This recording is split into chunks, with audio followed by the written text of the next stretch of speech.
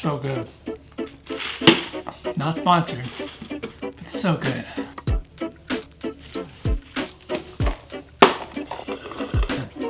If you got Chick-fil-A in your area, comment down below. What do you like to get? Let me know. If you don't have a Chick-fil-A in your area, man, I'm sorry. What's going on, guys? Welcome back to my channel. My name is Jordan Fremgen, and if you don't know me, I'm a graphic designer, photographer, and digital artist. Today, we're gonna take a shot that looks like this. And if you think about it, composition's pretty good. It's working for us, but there's just not that wow factor. So we're gonna do a little bit of Photoshop editing and turn that shot into this. So stick around, it's gonna be a good one.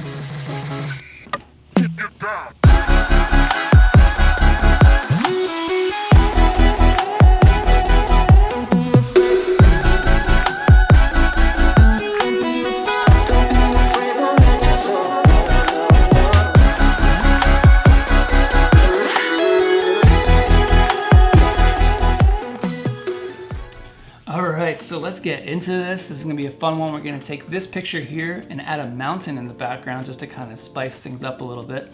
So I'll show you that picture really fast. It's in my assets folder. Just one picture. It's gonna be this picture here where we have this mountain in the distance. We're really not gonna use a whole lot of this picture, to be honest. We're just gonna use that mountain there to kind of take this other picture to the next level. And so let's see how that works. Jump back over to Photoshop. The first thing I'm gonna do is actually duplicate the background layer. I use Command J on my Mac to do that, and so I just don't want to use the background layer to edit on. I want to save that original as much as possible. So I'll turn the background layer off for now and work on this layer one. First thing I'm going to do is actually remove the sky from this picture so that I can put the mountain in there and it will be flush with this horizon line. So use the quick selection tool to do that really quick. But you know, it's not going to do the best job because we have all these tree branches and all the sky in between that. So there's tons of ways to cut out a tree in a complex selection like this, but the fastest way is to do this. Use select and mask, and what I'll do is actually use this refine edge brush tool. Okay, so what I'm going to do is actually start by brushing over these branches here so that it gets rid of those. And then what I'm going to do is actually just paint back the rest of the sky that's in between all the other branches that it didn't get originally. All right, so that looks good. I think what I'm going to do really quick is actually just brush in this section here because there is a top of a tree right there and along this edge just to kind of get as much of the sky as possible. Cool, we'll zoom out. Looks good. I'm not going to worry about any of these other settings. And as you can see, we got a complex selection here. It should work pretty well. So real quick, it's currently selecting the sky, but I want to keep everything else and remove the sky. So I'm going to hit Command-Shift-I to reverse the selection, or you can also go up to Select Inverse and do that as well. And now I'm going to use the Layer Mask option to crop that out. So here we go, this looks pretty good. Let's grab that mountain picture and see how it looks.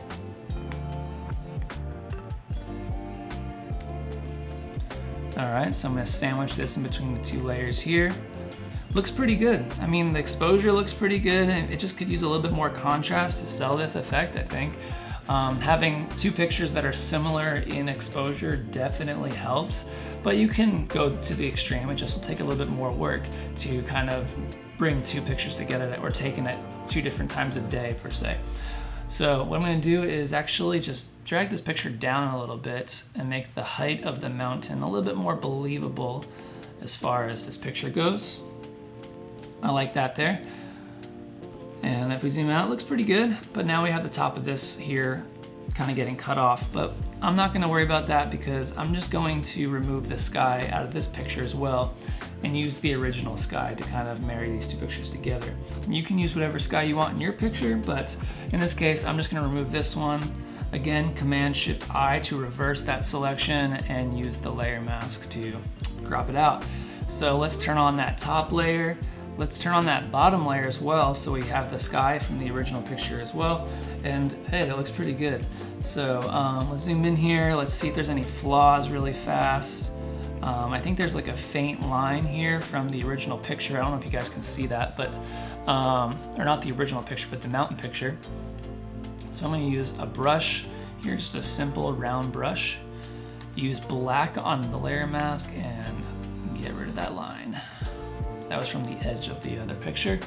And let's see if there's anything else. Looks pretty good right now. Got a little bit of glow from the trees and the top of the mountain here. And that could be removed a couple different ways. I think I'm just gonna kind of use the brush tool again and get rid of this white edging here. And basically that's just the sky creeping in from the other picture here that we just removed. So I'm gonna do that really fast and speed this up.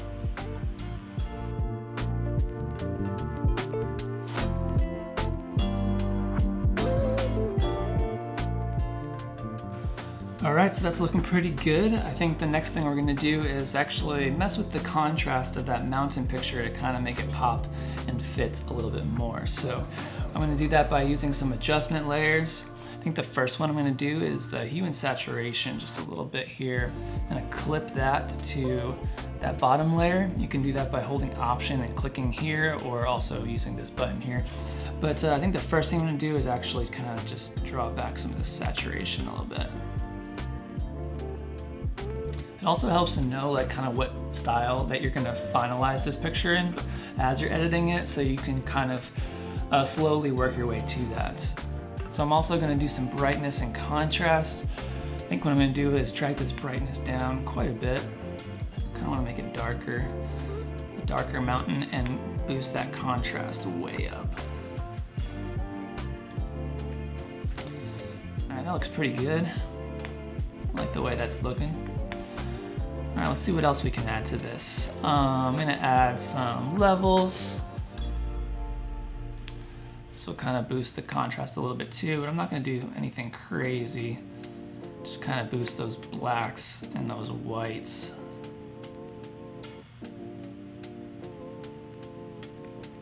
Yeah. Might do a little bit of curves too. Maybe a very slight S curve. Might be a little overkill, but whatever. And so let's see, what else can we do? I think I'm gonna do some color balance just to kind of finalize this thing. So I think I want to add a little bit more of a red tone in there. And keep in mind, I'm working on the mid-tones section here, so you can kind of do some color balance to shadows, midtones, highlights. I'm just gonna do it to the midtones. And so let's see here, do some reds, and maybe just a little bit, and maybe add a little bit more yellow. All right, it's looking pretty good. So now that I changed the contrast, I'm gonna go in here again and see if there's any flaws in the layering here. I think because I darkened this picture, now you can start to see if there's a little bit of a glow or some remnant from the sky of the original picture there, as well as the trees here. I don't know if you guys can see that. There's a little bit of a kind of a glow there. And over here it doesn't look very sharp. So I'm gonna show you guys how to fix that. So I'm gonna click on this layer here and use the burn tool. You wanna make sure that you have highlights selected on this tool, because if you start burning or darkening other parts, like the shadows, you're not really gonna get rid of the problem. So we know that the glow or the haze kind of behind these branches here is the problem. So we're gonna burn away the highlights, and as you can see, the blending of these two is gonna look way, way better and way cleaner. All right, that looks pretty good. I'm just gonna brush away the rest of these edges here.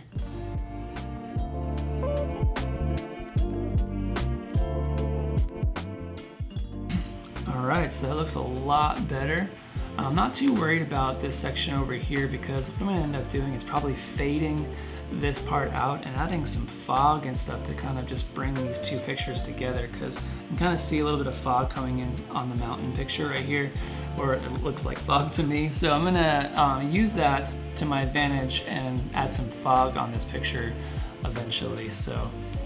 But the first thing I'm gonna do before I add the fog is actually separate this mountain on the right side and this giant mountain across the whole picture.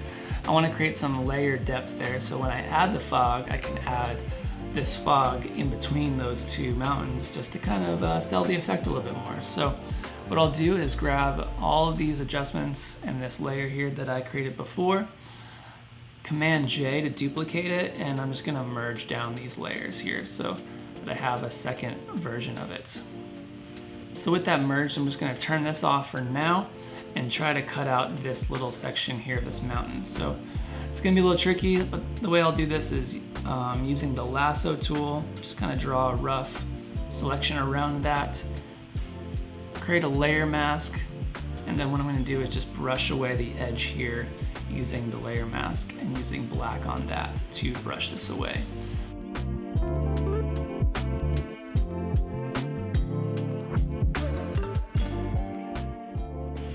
All right, so that doesn't have to be perfect because it just needs to be good enough to sell the effect when they add the fog in there. So I'll turn this back on, and you can't even tell that I cut it out because there's no fog in there yet, but that's what we're gonna do right now. So I'm gonna zoom out completely. I'm gonna add a fog layer in between this top picture and the mountain picture first. So add a new layer, and I use a brush here. Now, if you've never downloaded brushes, you can download tons of free brushes at brusheasy.com. I'll leave the link in the description below. But yeah, that's where I got these brushes. I don't use brushes often, but whenever I do something like this, it helps to have a good selection of brushes to sell some effects. So you'll notice that it's actually kind of a box. So when I do it like that, it doesn't look very good, but we can erase part of it with a soft eraser and really make it sellable. But what I'm gonna do really quick is just kind of paint some fog back here. I'll do one there. I'll add another layer here. Choose another type of fog. Let's see. Might be pretty good.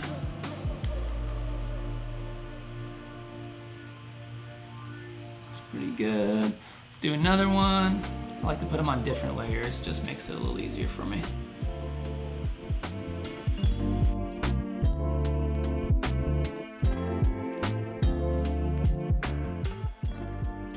Cool, it looks pretty good. All right, so let's add another, let's group these up really fast. Group, fog, let's call this fog back. Now let's add some fog in between these two mountains here. Just maybe one layer there. Let's go back to this. Let's add another layer here. Bam. Rotate that. Now we got some depth in there. Use the soft eraser to get rid of that edge. This looks kind of silly. And make it a little believable. There we go. Looks pretty good. Call this fog 2. Just I think that'll work.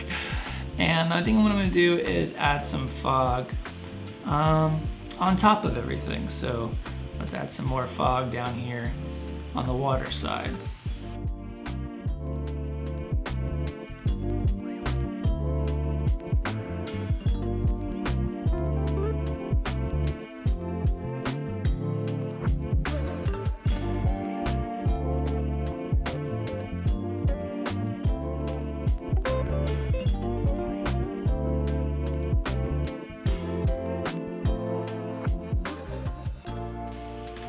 All right, so now that we got that out of the way, this picture looks awesome. Now we just gotta do some final touches to make this picture look super awesome and style it the way we want it. You could save this as a JPEG now and put it into Lightroom if Lightroom is your way of editing. But if you didn't know, there's also pretty much a Lightroom module built into Photoshop. And so I'm just gonna use that. And so the first thing I'm gonna do before I do anything else is actually merge all this down into one layer. And I'll show you why in a second, but I'm gonna do Command Option Shift E. It's a big one. But on Mac, that will merge all of the layers that you have in your current project down to one layer. And this is why we're gonna do that. I'm gonna turn this layer into a smart object, and I'll call this merged, just to kind of make it easy. And so the reason I wanna make it a smart object is because when I go up to this filter option up here, and choose the camera raw filter, which is basically that Lightroom module I was talking about. It won't damage my layer, which is what I'm going for, right? So as you can see, this looks very similar to Lightroom, all these options here, and I'm just gonna edit away and speed this up, so let's get it.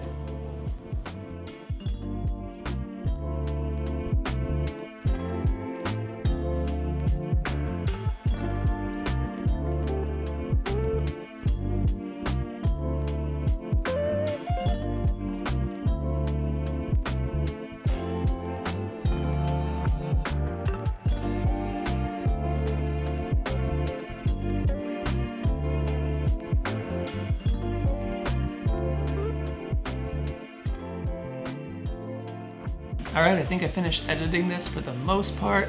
I like it. I'm kind of going for that moody vibe. So, all right, so now that the filter has been applied, it looks awesome. And since I made my layer a smart object layer, the camera raw filter was added as like an effect piece, not so much as like a permanent overlay on top of our image. So that just makes it a little bit more for safer editing. And I have a couple more ideas just to make this piece look a little bit better, although it does look pretty awesome as is. I'm gonna just add a couple more pieces. And the first thing I'm gonna do is make this water pop a little bit more. I know that the rest of the picture looks a little bit more grayscale and moody, but I really want that water to pop up. And so I'm gonna create a new layer, and I'm actually just gonna paint over top of this with the brush tool. And let's go ahead and choose a color to use. Let's try this like teal color here. A dark teal though. Something like that will do. I'm gonna hit OK and use my brush tool just to paint over the water. So check this out. So I know that I'm just covering this up, so I'll stop there for a second. But when I go to the blend mode and change this to screen, or no, let's try overlay. I like overlay. So if I choose overlay, I'm gonna continue to paint over this, and check out what this does to the water. Now I know it looks like super fake and super ridiculous right now, but let me just finish painting over this.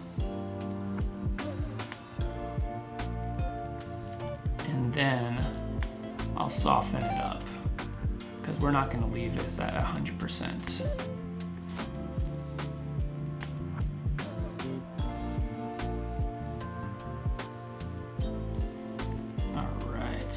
Looking good. Okay, so I'm gonna reduce that opacity quite a bit,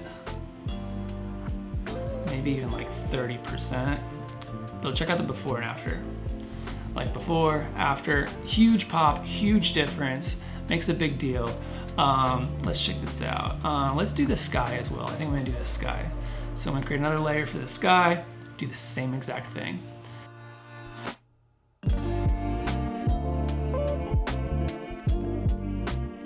So let's group that up. Let's call this water / sky. There's before, there's after. I like the feel of that a little bit more. And I think I'm gonna do one last thing. I'm gonna add a little bit more fog in front here. You know what we can do? We could probably just duplicate the fog from earlier and just drag this all the way up to the front. Yeah, that looks really, really good. All right, I'm gonna mess with this a little bit, maybe stretch this down a little bit more. And that's looking pretty dope. Sometimes what I like to do to kind of just like marry everything together is add a little gradient map to everything. So let's try that really fast, and I think this is gonna be done. So let's use a gradient map. Just what this does is it just kind of creates this filter to go on top. So I'm gonna kind of reduce this quite a bit. Like 15% is like all it really needs. Just kind of brings everything together, and boom, I think we are done. Check this out, looking good. All right, I'm super stoked about this picture. I love the way it came out. I don't know about you guys, but if you learned something, let me know. Drop a comment, like this video, all that good stuff. But I hope you got something out of this that you can use in your pictures. Whenever I do composites of my photos, I don't really like to do a whole drastic amount of editing, just to preserve the original photograph that I did take. But it's a really good resource to save those pictures that you are not super excited about posting. So yeah, I hope you really could take something out of this. And yeah, either way, thanks for sticking around. Don't forget to subscribe, hit that bell to get the notifications when I do upload, and I'll catch you guys probably next week. So catch you guys later. Peace.